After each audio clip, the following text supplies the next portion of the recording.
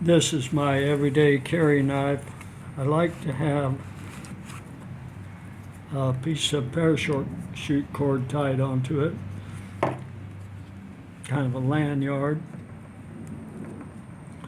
And this is what it looks like. This is how I get it undone when I need to use it.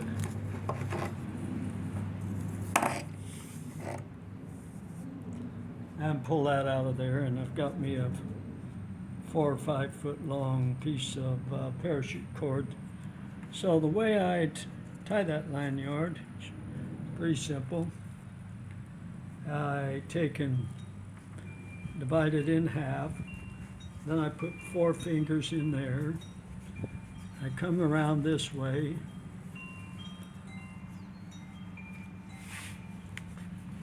and don't let it twist up too much, you know.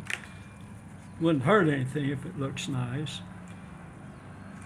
I'm not real particular about it looking nice, but it wouldn't hurt anything if it did.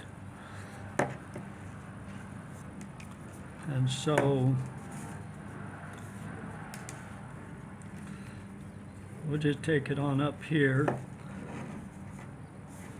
Maybe I should have used a little more than 4 fingers so that it wouldn't have such a long tail, but really, what difference does it make? And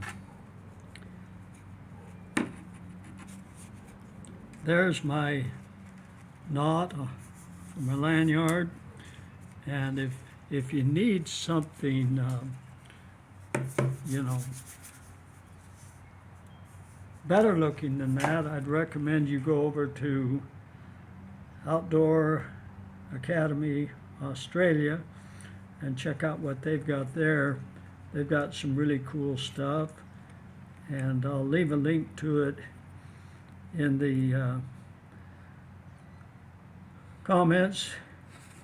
And good luck with your everyday carry knives. If you're going to put a